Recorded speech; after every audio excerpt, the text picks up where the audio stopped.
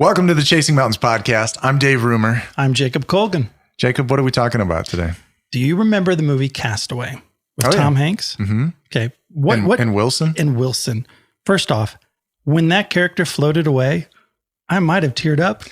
Right. And it's a ball. Everybody. The little bloody-handed ball, volleyball. The reason I bring that up is in the movie, he was obviously marooned on an island because of a plane going down. And one of the things that really kept him alive and saved him for the years that he was on there on the island was the stuff that washed up on shore from the crash.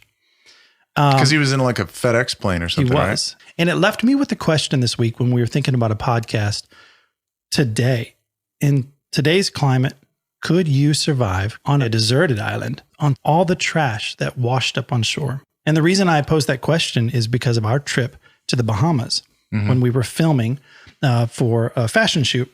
And we went on an adventure and we got to the place that we were going. And we'll tell you a little bit about the adventure here in a second. But when we got there, we were surprised at this beautiful, breathtaking place.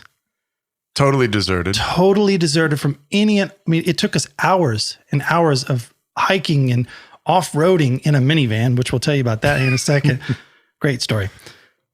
And we were so surprised what we found on the beach. A net, a spoon, a fork, a flip-flops. I even saw a granola package bar still in its wrapper, maybe could have been eaten. There were straws. I mean, there was so much stuff. And this is not blaming the Bahamas. It's just washed up on shore. I mean, yeah, when you name the individual items, it makes it feel like it was a few things, but it was massive amounts of trash. Like some of it was garbage, but a lot of it was just like cups, just bowls. Stuff. Yeah, like products almost. And I'm not talking about like a small net. I'm talking a massive net. Mm-hmm. You know, and on that movie, Castaway, he spent all that time taking his hair, winding it up to make a rope. I saw like a 20-foot rope this big around off of some ship. Yeah. And it's like, what could you do with that? You could unravel that rope. And you can make a hut. You can make all this stuff. We found a pair of sandals. I remember too. A pair of sandals. With that had like some sort of aquatic life. I know, it looked like a shark. Yeah, like chewing on it. Something chewed a chunk out of it. But so we want to talk about this sort of thought experiment, and we'll explain sort of our just kind of the fun goofiness of our trip. The second half of the podcast will be kind of talking about the problem of ocean pollution.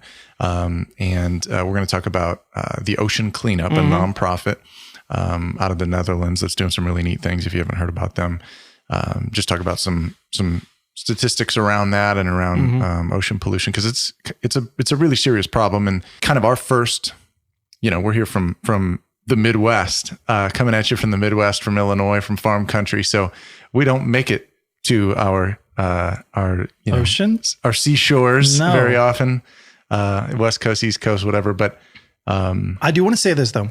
I feel like a lot of times, people throw capitalism is the reason why.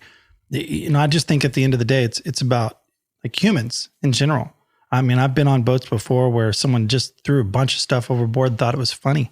And it's maybe capitalism and just how the economy works has contributed to it. But I believe that capitalism will be one of the reasons how we fix it. Plastic does not break down like normal things. Mm-hmm. If something's made out of wood, it might last you 40 years, but throw it out in the environment, it's gone in probably a winter and a summer, and it's been dissolved. But plastic, hundreds, if not thousands of years, as it breaks down into small pieces. So it's pretty dangerous for aquatic life. Anyways, I'm rambling. Let's get back to kind of the story of why we were inspired by this. Set us up for this trip we went. Yeah. I mean, you want me to tell about like why we were there? Yeah. Tell us, what were we doing, you and I, in the Bahamas together? First off, romantic trip. We tried to get our wives to go on it with us, but they wouldn't go. My wife just had a baby. And then we got, we stayed in a beautiful place that the whole time we wished our wives would have gone with us, but they didn't. Yeah. So this set us up for the whole, why we were there. Yep. So we were there working, we were filming, and I went like subcontracted through you to shoot second camera. And it was a beauty shoot, like top performers for this organization in sales. They essentially got treated to this really, really great, I think like 5-day trip to the Bahamas. Yeah. Beautiful location. The people were wonderful. It's really easy to shoot well in the Bahamas because every like direction is beautiful. So we're there and we're filming. We're having a blast. Dave was second camera, but he was also pulling focus for me. So a lot of people don't know that when you have like a really fancy cinema camera, you don't have autofocus. You have these really nice, expensive lenses where someone with the remote is 100 feet away from you with a monitor, a wireless monitor, and I'm running around on a Steadicam, and he's pulling focus for me and zooming for me. So we have headsets on. It was so hot. It hadn't rained in like, 20 days or so. So it was so humid. And several times I'm basically dying and you're like, hey buddy, you might need to sit down. I'm like, how about some water? Well, yeah. So we had a day off, I think in between we there was a couple of days where we chose to stay elsewhere on the island, in an Airbnb. Cause we flew in 2 days early. Yeah. And we wanted to leave out 2 days late because we knew those 3 to 4 days of working were 12 to 15 hour days. Yeah. Not to mention we had to get up early in the morning, get on a boat to drive over to the island with all of our gear, set up, film all day, then get back on a boat, drive another 45 minutes back to our other place, unload, back up all of our footage from the day, and then try to get some sleep. It's like 2:00 in the morning. So we were exhausted. And the last 2 days, we decided to go on a crazy adventure. We just wanted to go to the southern tip of the island. Because we had been from one side of the island, we wanted to go all the way to the other tip. In Eleuthera, if you are at all familiar with it, it's a very long, slender, almost kind of north-south island. It's like northwest, southeast, I guess. Very skinny. At one point in time, it's literally you could see 2 lanes wide. The whole island is, and there's the ocean on this side, and there's the ocean on the other side. Yeah. And a good wave, it wipes out most of the island. And it's really cool. We probably have shots of this, but that we can show. But there's one side that's really rough. That is actually the open ocean. Yes. And it's much darker blue water. And then there's like kind of on the other side, this turquoise, like shallower, calmer water. So it's like violence and calm all in one. It's the yin and the yang. Dude, it was so beautiful. Yeah. And it was your bozo idea to decide on our last day to go on an adventure to the tip of the island. And you said, it's not going to be that big of a deal. It's going to be a little bit of hiking. I believe we can drive there. Well, primarily I wanted to dive there. I wanted to like snorkel, and we had our GoPros. I wanted to get some underwater footage. Which, by the way, this SOB on the first day of us getting there, we're there 2 days early, and our place, we found a really good deal for like $100 a day, right on the ocean. We had like a whole private beach. We're like, this is crazy. We get out there, we jump in the water. I look out in the distance. I'm from Florida. I know what a shark looks like, and I like, Dave, I think there's a shark out there. Dave goes, where? Grabs his knife, dives back in the water towards the direction of where I said a shark was. And he pops his head up and goes, I don't see it. Meanwhile, I'm on the shore going, bye, Dave. You could have died. Yeah. Well, and then I saw it underwater. Why were you so like confident to go towards the shark? Have you not seen Shark Week? Well, I wasn't really going towards it.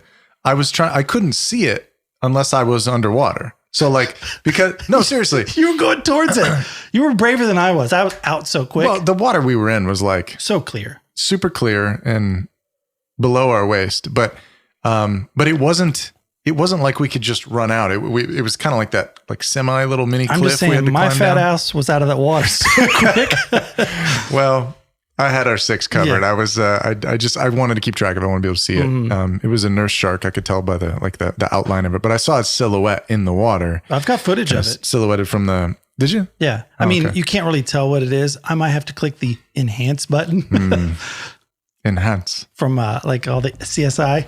There you go. It's like, yeah. Anyway. Tangent. Well, so we wanted just to get some better underwater footage, some more marine life, I think. So there didn't appear to be like I was looking at the satellite imagery of the island, and it looked like there wasn't much there, in the southern tip of Eleuthera. What we learned was called Lighthouse Point. And wasn't it our driver Lighthouse told us Beach. about it? Or no? I think maybe. I can't remember. But we had rented this, imported used, Japanese minivan, I think it was like a Nissan that was from Japan. Which, by the way, one of the panels on the left-hand side had apparently just fallen off, and they used drywall screws to screw it back on. Yeah. But the air conditioning worked wonderful. Like, yeah, well, you needed to there. Go ahead. Yeah. But everything like the display inside was all in Japanese, and it was fun, but it had like 180,000 miles or something. It was ridiculous. So we take this thing, and it's like a 2-hour drive. And I remember when we were driving there, it was like this monsoon, like style rain that just because it hadn't rained for so long, when it did come down, it was like flooding the sides of the road. And we're just like, do we still do this? Like, do we continue? Cause it's like 2 more hours down and it cleared up. By the time we got there, it was beautiful, but we basically drove till the road ended. Mm-hmm. Then we drove much further into the woods on what is really meant to be like an off-roading, like 4-wheel drive type of, not kinda like it was an off-road track that you needed like a Jeep or to a get truck back there. Yeah. And these two fools, meaning you and I, decided you needed a Jeep. You and I took this poor imported Japanese minivan on an adventure it had not expected. But we were careful. Very careful. We were getting in and out of the vehicle. We were sort of like spotting each other to like make our way there. I don't know if we have footage of this whole process. I think we do. I think we kind of do. But yeah. I mean, at one point in time, we were there's some holes we couldn't get. And the it was minivan. very narrow. Yeah. We were putting rocks in holes just so the minivan could get over, or we were going up on the bank just to get around and get back on the path. And then at one point in time, we got to where we could not go any further. It was impossible. I mean, you needed a 4-wheel drive, powerful vehicle to get back to this area. And we decided to. Even then, it was just like, it was such big, like bouldery rocks. Like, yes. Yeah. I don't know how you would have got there. So we just parked and got out and started hiking it. Yeah. And then at this point in time, we lost all signal. Okay. And then we also in the distance see a storm coming again. And you, as we were going in before we lost signal, you pulled out your phone. You're like, yeah, I believe there's a storm coming in. We have a little bit of time, so we got to be quick. So what do we do next? We had our window. Yeah. So we hiked in and we had all our camera gear and stuff. And it was getting late in the day. The storm was coming in. We didn't have service. So we're trying to be kind of conscious of like, all right. Yeah, because this is how the movie starts. This is when like, right. They did what? Right. They had no signal. They went into a storm on an island they'd never been, and they didn't know where they were going. And there was no map. And there was clearly like nobody there. Nobody. And so because we drove for like 2 hours to get there. Yeah. Right. And then now that we got there, we still had, another 45 minutes to an hour or more of hiking. What'd we do? Yeah. So we got in the water, I think, and we like spent some time trying to get some footage and stuff, but it was like, it felt like the end of the world, basically. There's these really cool series of islands off the main island. They're much, much smaller. So there's like some structure there. I remember we saw this enormous stingray. Well, people had told us, sorry to interrupt. People had told us it's hard to get there, but it's worth it. Mm-hmm. And that's why we wanted to make our last day a wonderful adventure. And they said it was worth it. And you went through kind of swampy areas. It kind of got pretty like desolate there for a little bit, and it opened up and you couldn't see the ocean on either side.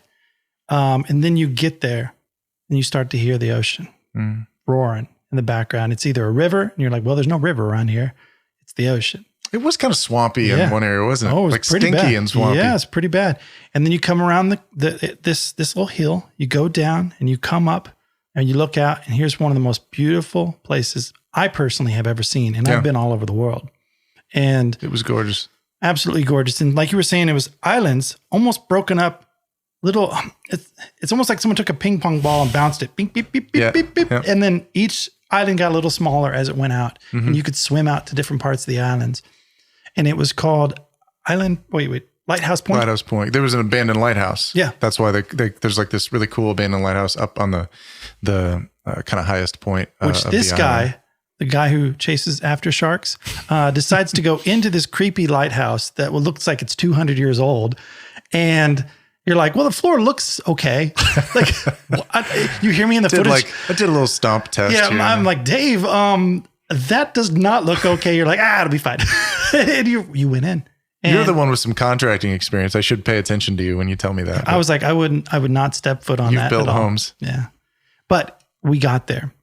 Beautiful. Mm-hmm. We explored that little section. we were in awe. There was a cave we like stepped in and just sat and just observed the beautiful creation that's out there, and just almost in wonder of how beautiful the world can be. We get so wrapped up in our daily lives, bills, working, deadlines, this and that. In that moment, man, I wanted to be with my loved ones, and I know you're but instead you had me. But I mean, like in those moments, it's like you feel something and you just want to be with the ones you love, your friends and your family, and you wish they could experience it. So we took a lot of pictures. Yeah.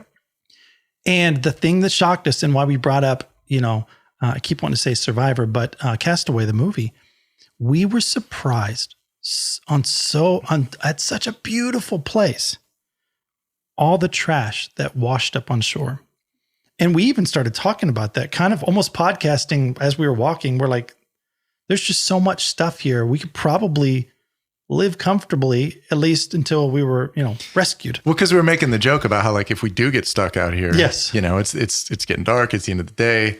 What if the van breaks? Because why did we do that? Because we were running out of light. We were running out of the storm was coming. We had no signal. Our car was, because I decided that's what we were going to do. So I'm so glad we did. It was a wonderful adventure. But you don't just call like AAA there. No. Like there's nothing there. No. In South Eleuthera, like the southern tip. I mean, there's just nothing there. So we absolutely would have had to stay there. Mm-hmm. And this isn't like people threw this stuff on the ground. It washed up. Yeah, so you and I have talked about this, but I would say some of the most populated beaches that we've been to, I would say, like, for me, mostly it's Florida. I think probably for you too. But I've been to a lot of beachy places other than Florida. Florida's just dirty. Well, no, but either way, like those beaches are far, far cleaner and more orderly than what we saw at Lighthouse Point in the Bahamas. But which was weird. It's kind of counterintuitive if you think about it, because there's nobody there. And in that southern tip, there was we didn't see a single person the entire afternoon that we were there. And it was a huge amount of beach. Most people pay guides with big trucks to get them out there. And you and I thought we could do it in a couple boats. Or boats. They'll have somebody take them out. But it's not easy to get to. No, it's not. But it was well worth it if you ever have the chance to go do it. But I think that, by the way, Disney Cruise Lines, they've paid like $400 million or something, and they're in the process now. I think they just earlier this year got approval from the government to set up like their cruise operations out of there. Which a lot of people are trying to save the island from Disney. Because it's going to change definitely the experience for sure. But you and I actually talked to some of the people that lived there. And some of the people were like, look, we get it.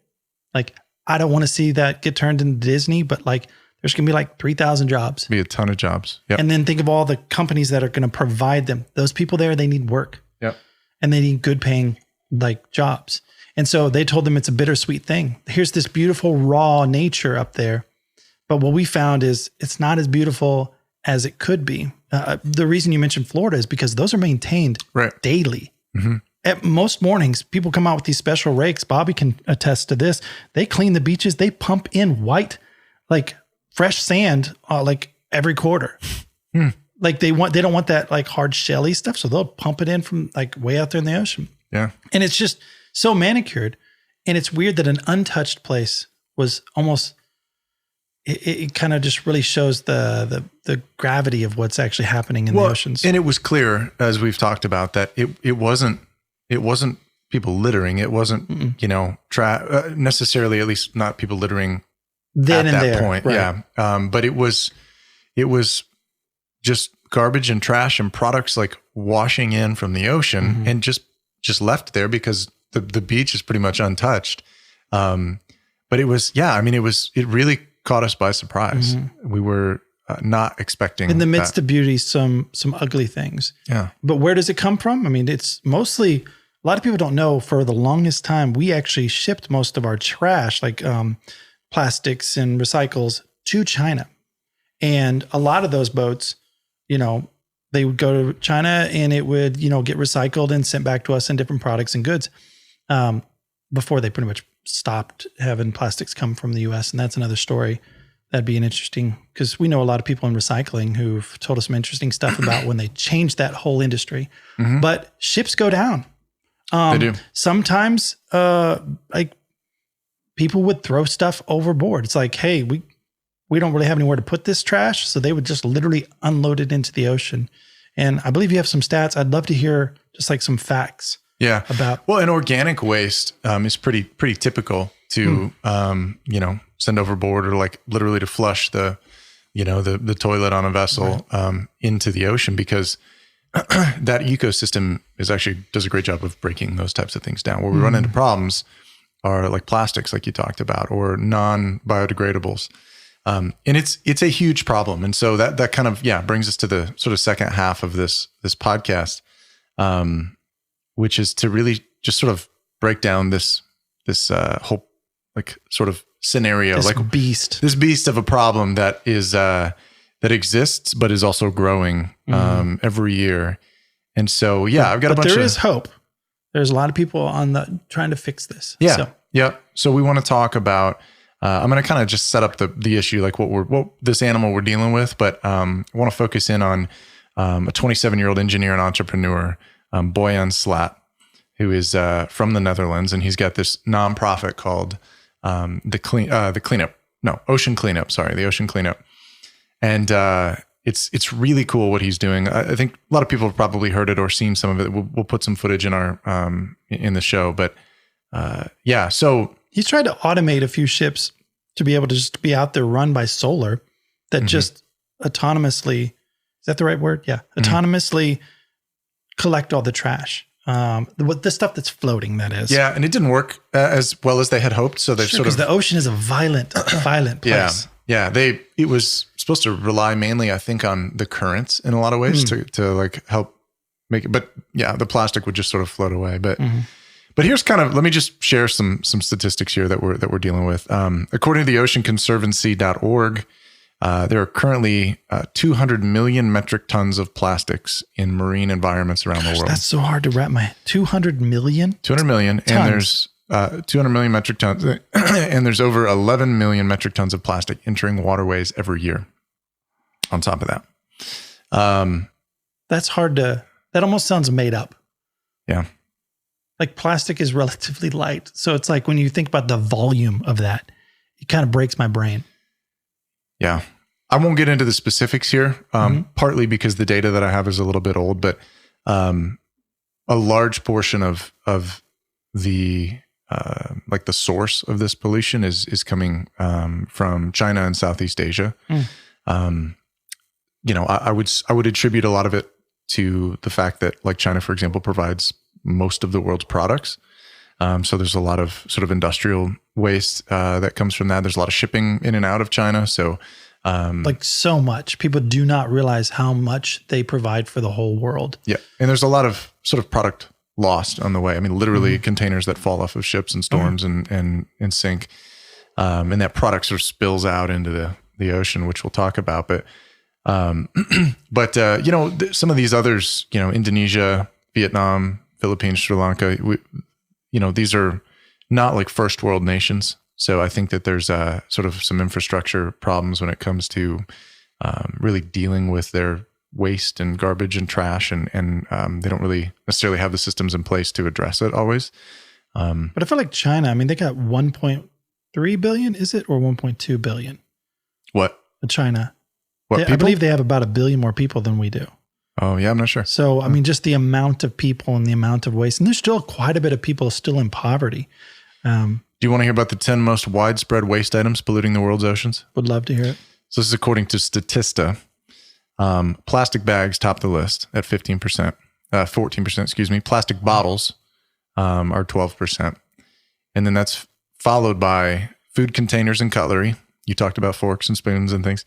Then wrappers, like food rappers, not like, musical artists. It's like LL Cool J's out there like, bro, I'm littering here and making beats. Synthetic rope, fishing items, which I guess rope and fishing items probably make. I mean, we saw a lot of that. Plastic caps and lids, industrial packaging, glass bottles, and drink cans. Those are your top 10 items as of 2021. So a lot of that, as you might imagine, a lot of what I just said, a lot of it floats.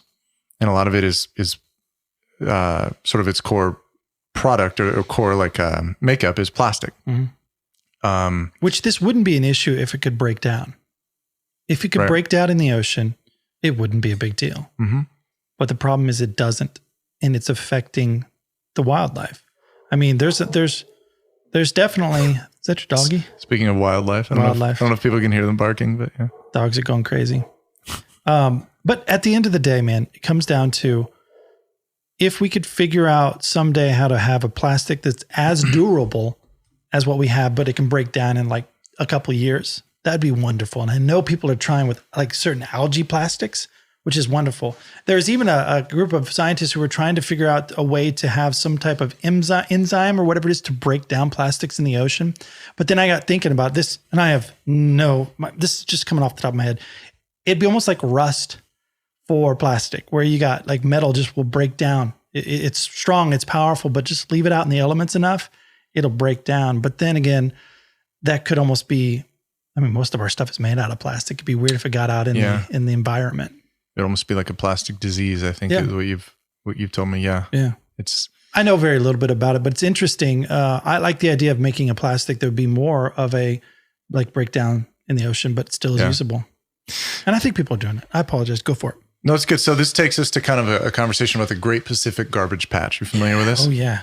So for those that don't know, it is essentially an island of floating garbage that's out in the Pacific Ocean between Hawaii and California, the coast of California. It is more than twice the size of Texas in terms of its like square miles, and 3 times the size of France, the country of France. So that ends up, it's close to 1 million square miles of garbage just floating in the ocean, which is kind of hold up. Like hard to wrap your head around. Is it combining to each other, or is that if they would take all the plastic floating out there? It's the Great Pacific Garbage Patch. So it's like, it's mostly all together. Like there's some stragglers, but sure. But essentially I think the way it works is like, as it just floats around and as other garbage and trash sort of floats around, it gets hung up and it sort of like just connects, becomes this bigger and bigger mess. Can we buy it and sell real estate? Is it that big of an island? I don't think so. Yeah, I don't think you can build on it. No, it just goes to show like all the things that we've accomplished from like, obviously like 200 years ago, there was no running water. There was no electricity. There was no Wi-Fi, anything. We've come so far in the last 200 years, but like at some point in time, like I'm not like a woo-woo environmentalist person at all. Like I love the outdoors, but at the same time, I'm not worried about it. But seeing that trash was undeniable. And it feels like we have to be good stewards of this planet that we have. We can't seem to find other ones out there. And if they are out there, we can't get to them. So, I feel like it behooves us to actually to clean it up.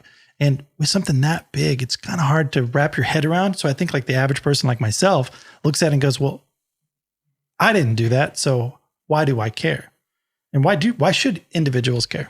Yeah. Well, I mean, I do care. And I know that it's not that you don't care, but like, it just seems like such a big problem. I'm not saying I don't care, but what I'm saying is like to an average person who's worried about paying the bills, what do you do about it? Yeah. And how much are you willing to sacrifice in your life, to maybe change the outcome 100 years from now? You know, so it's a tough question, but like, cause that's where I like, climate change, I think is very, very real.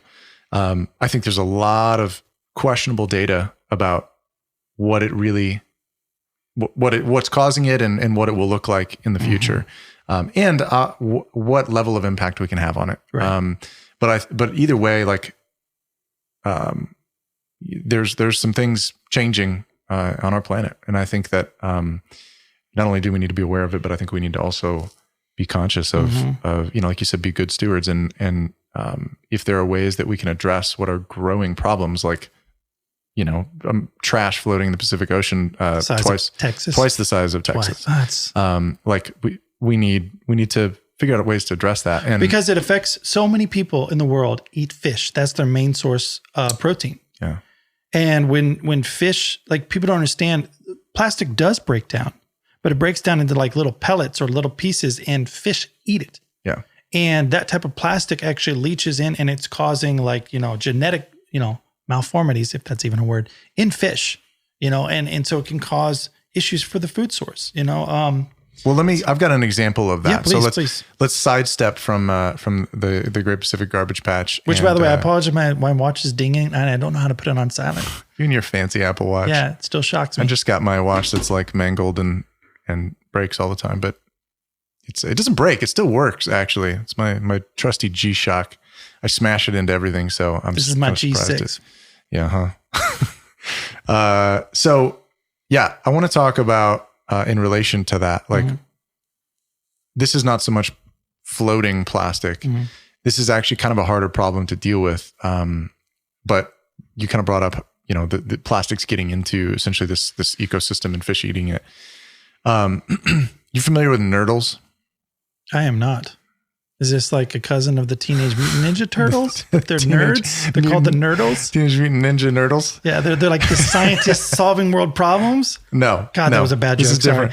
I found the humor. I appreciate it. Good job. As a dad, anytime now, yes. I appreciate the dad jokes. We might get interrupted any point in time in this podcast, and you might hear that your wife's going into labor. And then I'll have to do the podcast alone, cursing your name. That's very scary. Yes. You better hope that doesn't happen. Let's talk about nurdles. Nurdles. So there was a shipwreck. I pulled up. Was there treasure, and can we find it? No, unfortunately, it wasn't treasure. It was like toxic waste and plastic pellets. Oh, shoot. So back in May of 2021 off the coast of Sri Lanka, which is a small country off the southern tip of India, there was a ship called the Express Pearl, and it caught fire and sank.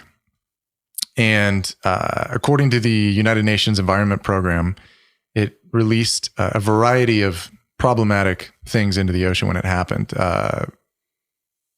We're looking at, 25 tons of nitric acid, which is a very corrosive chemical that causes 25 tons? Yeah, which causes severe burns if it gets on your skin or anything like that. So that was released into the ocean. 350 tons of oil was spilled. But they say that likely the biggest impact was actually the spillage of 87 shipping containers of nurdles into the Indian Ocean. So nurdles are essentially these very, very small pelletized plastics. So they're fossil fuels. And typically they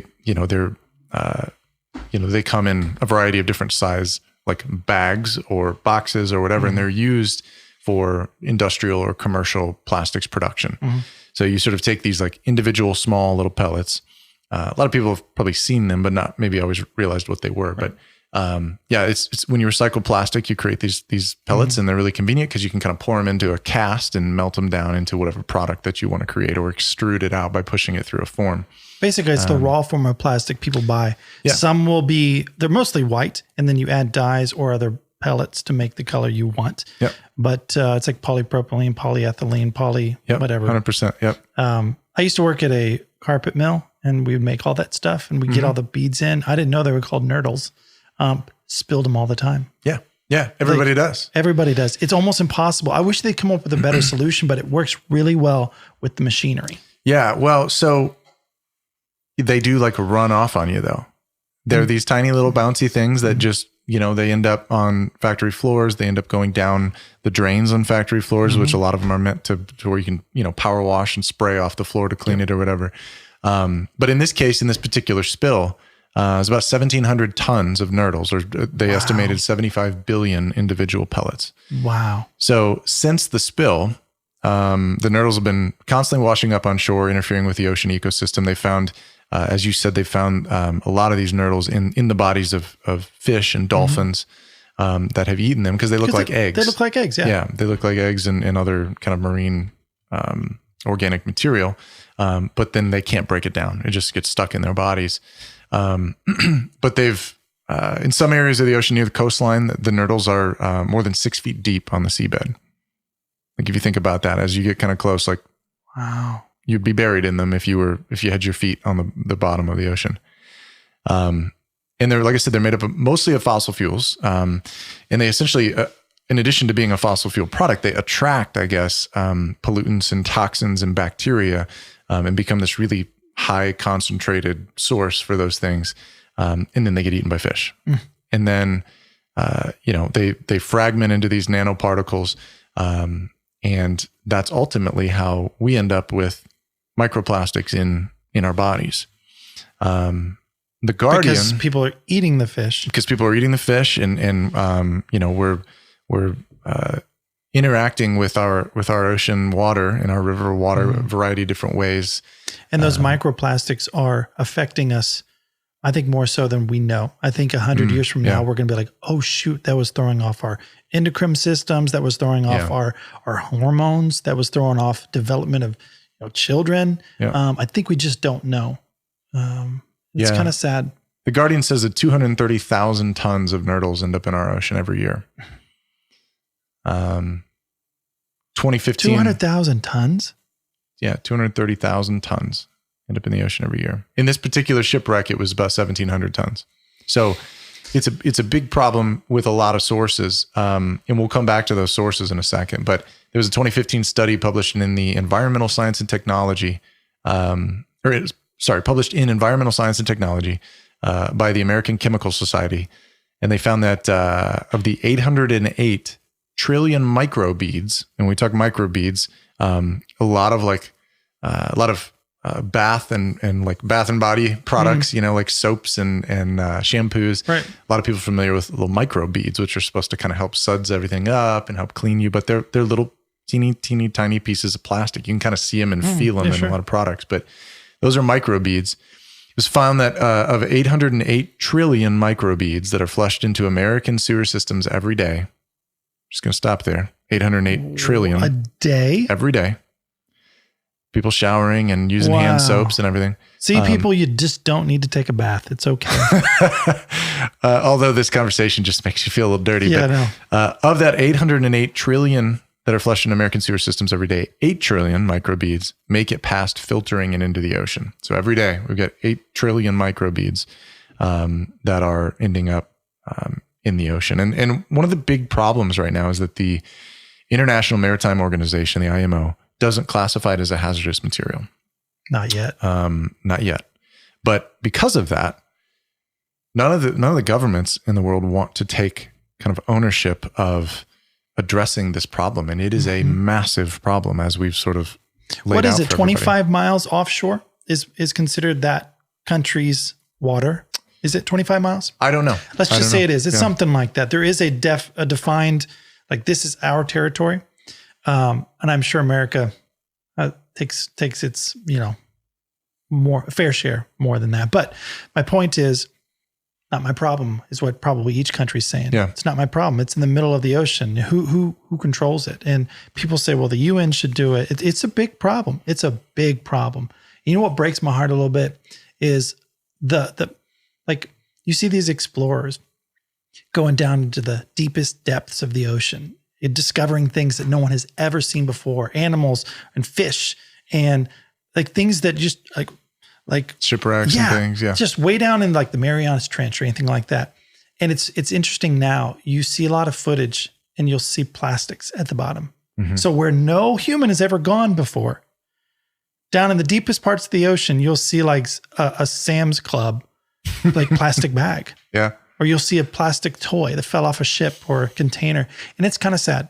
And you'll see it's really sad. Yeah. a fish like living in it. And you think, well, it's a little home, but it's just, it's so weird. And I think it was really eye-opening to you and to myself, I should say, when we went to that island and how hard it was to get there. And yet there it was. We had to work really hard to see something that not a lot of people see. And I love that. I love, backpacking and traveling to go out of my way and work really hard to get to, that breathtaking view.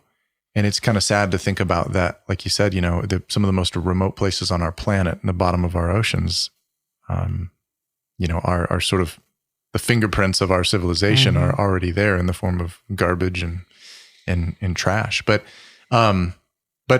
so we've been kind of gloom and doom about this. Yeah. There's a light at the end of the tunnel. When we talk about climate change, we talk about this massive, massive problem. I think you and I both feel pretty similarly that technology and just to one degree or another, focused, well-motivated capitalism will help bring us out of this. Because there's going to be an economy for this in the future, I believe. Yeah. Because I think at some point in time, people are going to be like, okay, we got to do something about it. And those who are prepared and those who are ready to clean that stuff up, I think could make some serious money. Yeah. And I don't think governments can do this. Governments are too slow. And they clearly don't want to. And they don't want to. Yeah. And it be, like you said, I mean, it's really hard to sort of identify who needs to own the problem. One company can't tackle this. Not at all. Yeah. It's going to have to be a lot of people. One government, you mean? Or one company? No, one company can't handle it. One government can't handle it. I mean, you're talking about, you said double the size of Texas, of plastic just floating out there. Mm-hmm. That's crazy. Not to mention what's under the water. Now, this kid that you were talking about, 27 years old, he's been at it for a while. If I'm correct. So in 2013, he formed the nonprofit. Which I wonder if that's a good idea, because as a nonprofit, I mean, someone who wants to help clean up the ocean could fund them, right? Mm-hmm. They're not necessarily having to like be holding to shareholders like we talked about before, and they can all get paid well, but they can also be out there trying to do something that maybe doesn't like make financial sense just yet. So, well, I think there's agreed, but I do think there's probably a. Sorry, that was our timer for our podcast. All right, show's over. Show's over. That's it. Goodbye. No, I feel like the profit motive is there for sure. Sure. I think that one of the things that you'll see and hear Boyan Slat, the engineer, the entrepreneur, who is CEO of the ocean cleanup, one of the things he'll talk about is sort of proof of concept and proof of the technology. And they're using a variety of different types of technologies that really are kind of simple at their core. It's depending on whether they're out in the ocean with the garbage patch or whether they are trying to prevent plastics from ending up in the ocean in the first place at the point of rivers. They're using different types of barriers, like underwater barriers, reefs, even like fencing. Oftentimes it's sort of combined with efforts from like surface vessels, so ships that will like tow behind really big nets. And one of the advantages of like garbage plastic, most plastics, is that a lot of it just kind of floats. Mm-hmm. That's not always the case with like these nurdles, for example, unfortunately. So that's kind of a more difficult problem, but a lot of it floats. And so, if you drag a big enough net that with like a little bit more, it's not as simple as that. There's a little more to the net that sort of acquires the plastic and sort of directs it back into this kind of collection piece. We could put some footage up. Put some footage up, yeah. But they've been able to make a pretty significant dent. And he is proving the concept for these. Like, it's really interesting. They've one of the things that they have found, like not only in just collecting the garbage, but also sort of becoming experts in this area, is that 80% of the source of this plastic, 80% of it is coming from 1% of the world's rivers, or about 1,000 rivers around the world. That's crazy. So much of that then is due to manufacturing and the creation of products coming from factories in third world countries. So if they can address this problem at the source and stop it in the rivers, which are much more contained, if you can say that word. Exactly. Yeah. No, that's a perfect word. Contained. They're not as deep, not as wide, and they all kind of flow in one direction. Because it's hard to fathom how big the ocean is. Sure. Like, it's so big, and when it gets out there, it's like, how do you even manage that? Yeah. And you're right, at the source.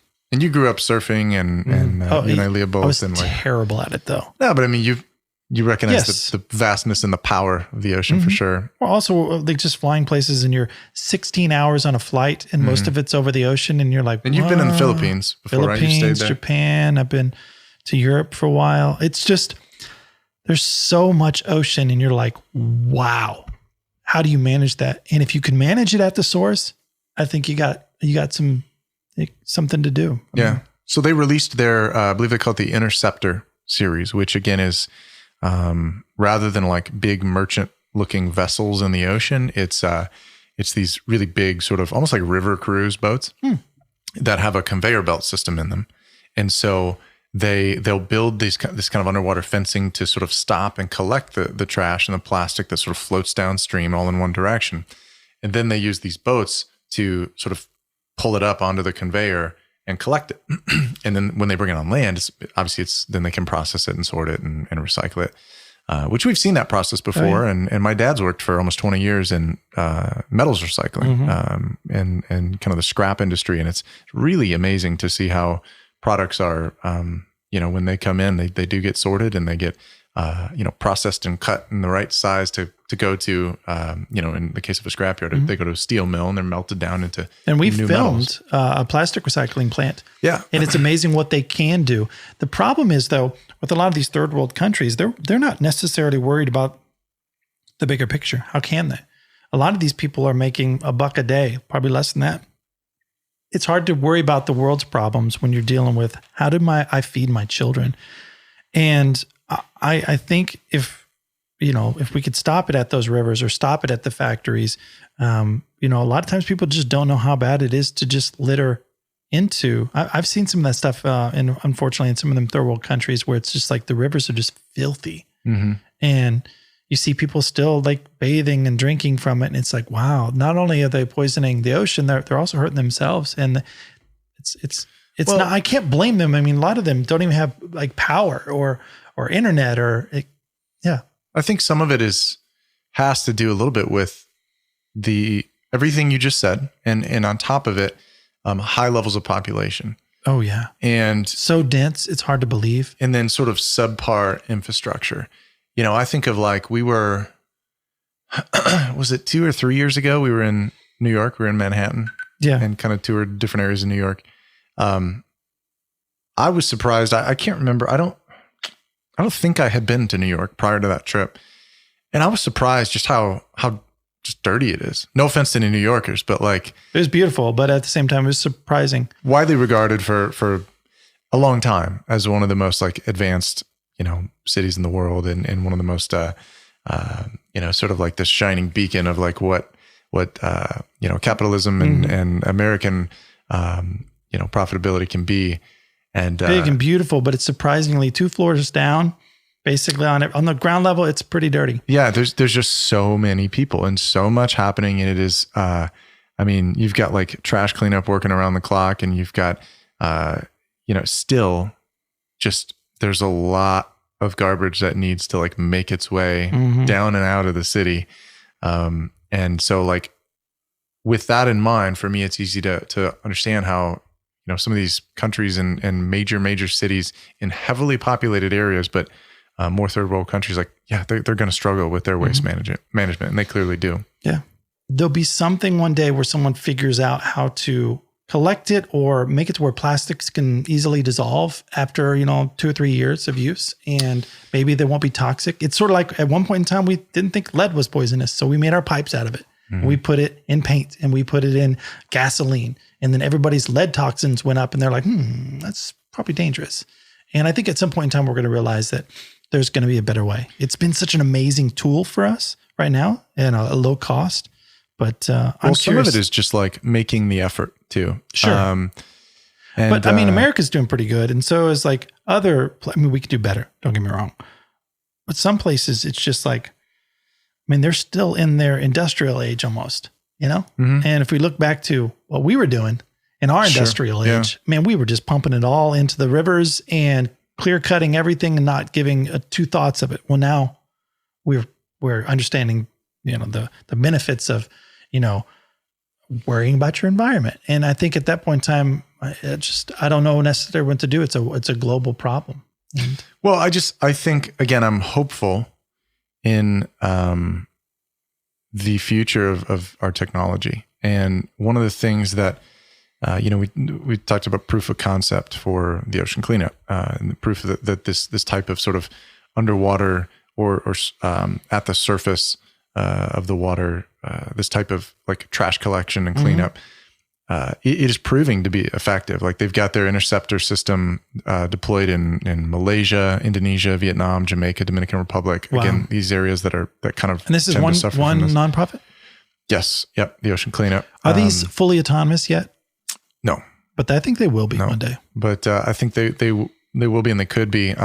Interestingly, a lot of the stuff, like I said, it's underwater fencing. I mean, it kind of functions in a way like a garbage dam.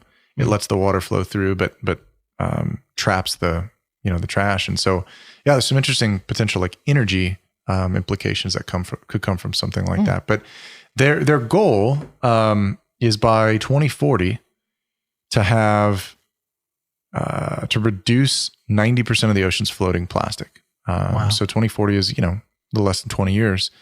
Their goal is to reduce it by 90%. Meanwhile, we're always adding to it as well, and they're keeping that in mind. But like we talked about, it kind of starts at the source. So I think that's where government can potentially have an impact. Is there a way to classify some of this as hazardous waste? Is that in fact needed?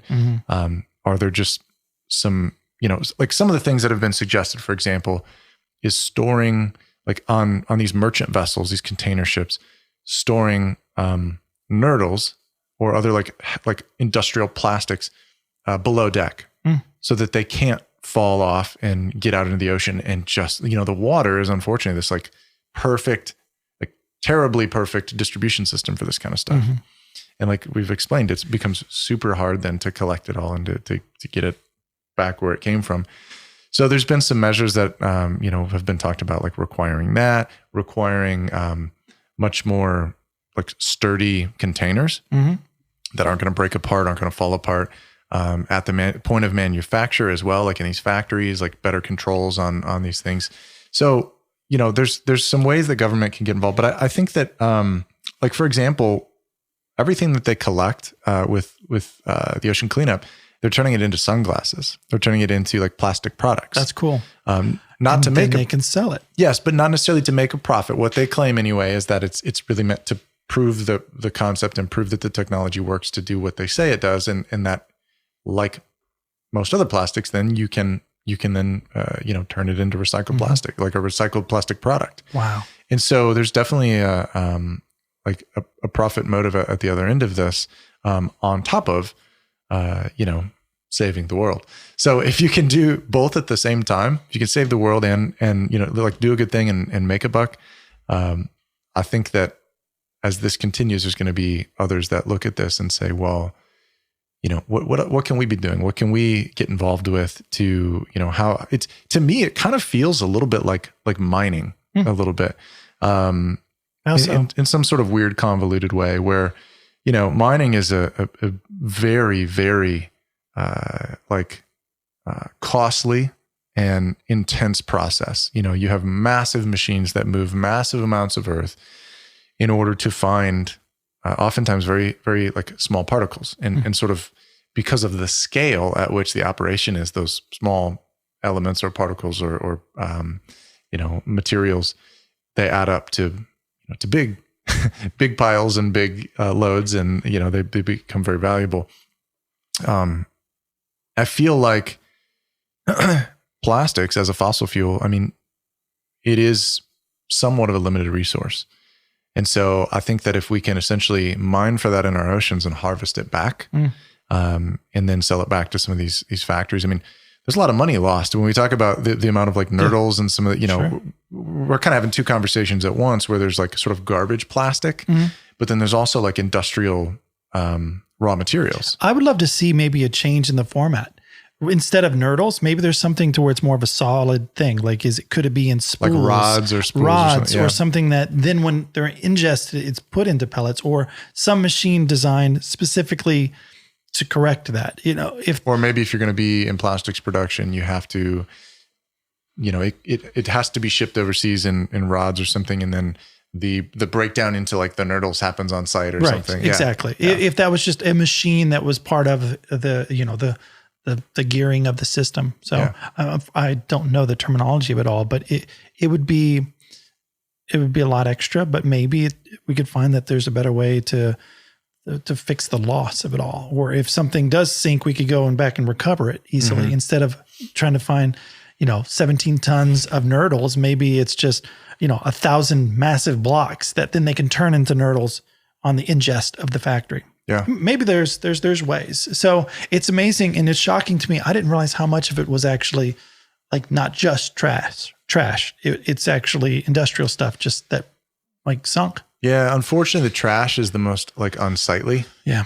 And is the most visible problem, but kind of below the surface, no pun intended, is a really serious issue with this like industrial commercial plastics materials. And it's, as we've talked about, I mean, it's really wreaking havoc on the ocean's ecosystem. And I think you're seeing a lot of entrepreneurs coming up, the young kids right now who actually care about this stuff. And I believe they're going to be the ones who think of the things that we didn't, or that our previous generation didn't think of. They're going to think about it. You got a lot of companies now who have kind of a moral thing behind them. That like even with like Tom's, when you would buy one shoe, they would donate a pair.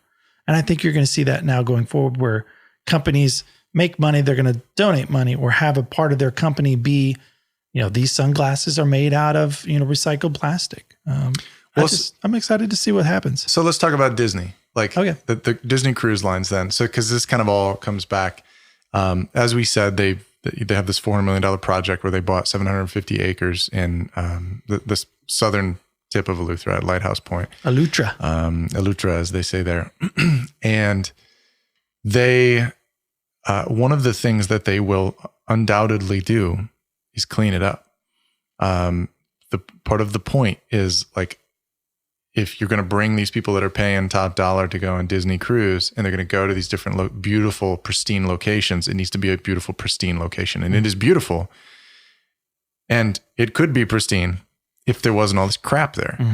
And so surely Disney will take ownership of cleaning that beach and cleaning the surrounding areas, because if people are going to snorkel there, or they're going to scuba dive there, or they're going to, spend time on the beaches, and that's something that's kind of exciting, about the capitalism side of this conversation, is that, they want to make money off of the beauty of that place. So they're going to help to keep it beautiful and keep it preserved. Now, kind of an opposing piece to that conversation, if you remember, there was conversation about, I don't remember all the details, but that area of the Bahamas is like a really important sort of spawning grounds for some type of fish. I think, I can't remember if it was like snapper or what it was, but,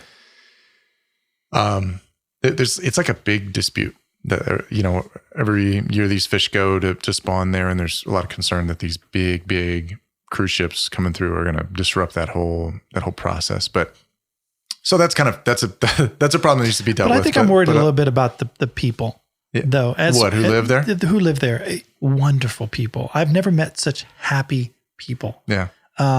We didn't go to the tourist attractions. We've been there. We've done that. We went to the heart of the island. We wanted to meet all the people, and they were so kind. Yeah. And when I saw a lot of the people, I was kind of shocked in how impoverished they were. Wonderful people. And this isn't a bash on them at all, because I really loved it and I want to go back. I want jobs for them. I want them to have all the success that they want. One of our drivers was talking about his wish was to be one day to go to America and just see what New York City was like. Yeah. And he was like 90. And he had a wonderful accent. Remember that guy? And he was just... He kept talking about the hurricane that came through, and he would say the hurricane. Hurricane. It was wonderful. He had a great accent, cool guy. It'd be cool if he had a cool job that paid him well, that he could then one day do the dreams he wanted to do. And so it's like, it's a catch-22. It's like, no, you don't want this pristine place turning into Disney World, but it's going to give them good jobs. They're going to clean it up. And then there's the spawning issue. It's tough, man. There's definitely a split down the middle. Some people want to save that part of the island, but then other people are like, no, we need jobs like yesterday, and it would help this place. Well, but that's my argument, is that I think potentially, it could be, depending on how you define saving the island, potentially a big organization like Disney that stands to profit by keeping it beautiful and keeping it preserved and keeping it nice. They're not going to keep it deserted. It's not going to be like what we experienced. But they're definitely going, I mean, people are going to pay top dollar to go to places like that and to have much easier access than we did. So not a 3-hour trip in the rain. Risking life and limb and vehicle. I bet you we'll have signal next time we go there. Yeah, you're right. There'll be a lot of signal. Yeah. Why, like high-speed internet. High-speed internet, yes. Yeah. And I guess just to wrap this up just a little bit, wonderful experience. Going back to Castaway, I do think if one was trapped on an island, I think there would be plenty of things that they could find on the island. Hopefully that was big enough, that they could find, that they could at least have forks, spoons, cups, nets, ropes. It wouldn't be something that you're having to make rope out of hair or fashion stuff out of bamboo or anything like that. I think you may. Well, and our theory is that the experience that we had is probably pretty similar to an experience you would have on any island that you happen to shipwreck and wash up on, right, that is either near a major shipping lane or somewhat near civilization. Mm-hmm. So like, just because, that stuff is washing up on beaches. And so I don't know if anybody has experience with that, comment, let us know. Crazy stuff. But that's our theory anyway. It was a wonderful adventure. I'll probably put together a short of this with a lot of our footage. We learned a lot. It was very hot, beautiful. People were wonderful. I'm definitely going to go back. I'd like to do it with the next year or two. Yeah. This time I'll take my wife. As fun as it was staying in a honeymoon suite with you, it was, it'd be cooler with my wife. Did you get like food poisoning or something? Oh yeah. The first day that he recommended, look, man, you've been trying just too like generic food. Let's try some of the local cuisine. I tried it. I was violently sick for like 2 days. Trying to do steady vest with diarrhea is not the best way to do. I don't even remember the first few days. To be honest with you. The first couple of days too, we stayed in that Airbnb, which was like this, literally a 1-bedroom, not even 1 bedroom. It was just a room. It was essentially a studio, studio apartment. Shack. Yeah. Like it was just a shed that had been converted into, it was all, the beds were here, the kitchen was here, and then there was a bathroom. And with about $100,000 worth of camera gear. It was like apparently you were up just puking like all night. The first night, I didn't wake up at all. I'm not even like puking, like, ugh. I'm talking violently, like holding the toilet, screaming. This guy didn't wake up at all. Didn't know what happened. I mean, it was coming out both ends. And I swear to God, I don't know how you didn't hear. It's this small little room. I know. And I was like, I was so sick last night. And you're like, you were? I think we were both pretty exhausted. I mean, I couldn't talk. I was throwing up so much that the acids were like eating at my throat that like the following day I was talking like this. And everybody's like, you okay, Jacob? I'm like, I almost died last night. Dave slept right through it. I'm like, the Bahamas is so beautiful. And you're trying to stay conscious. Yeah. Well, I've just had experience where I've gone places and I ate the food and my body just wasn't used to it. And I got really sick. So that's why I just stick to what I know and don't try anything else. We don't have the answer. No. That's the thing. A lot of times we don't hear. I mean, we want to just kind of talk through some of this stuff, and it's just exciting to see what, people are doing to better our lives, better the lives for future generations as well. So whether that's through, business and entrepreneurialism, capitalism, it's or nonprofits, or people just individuals just, limiting their microbead usage in their, soaps and making sure that things don't end up in the waterways. That's a big deal. So, yes, sir. All right. Well, I think before we have our next podcast, you'll probably have your new baby. I think you're right. Before the end of the day, I might have my new baby. Yeah. Well, good luck. Being a father is the coolest thing in the world. Anyways, let's wrap this podcast up. We're Chasing Mountains Podcast, and thanks for listening. The thoughts and opinions on this show do not reflect those of our advertisers, employers, or other affiliates. The content should not be considered legal or financial advice. The Chasing Mountains Podcast is a production of Chasing Mountains Media. Copyright 2022.